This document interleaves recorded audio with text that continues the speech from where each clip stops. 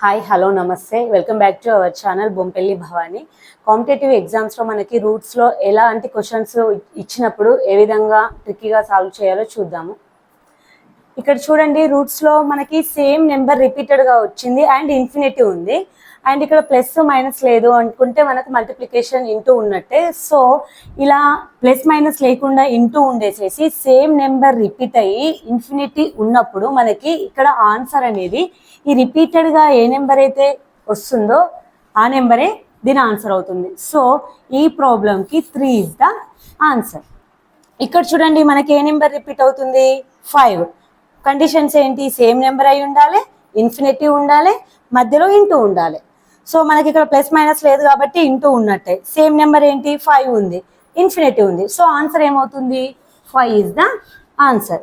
ఇక్కడ ఈ ప్రాబ్లంకి ఆన్సర్ ఏమవుతుందో చెప్పండి.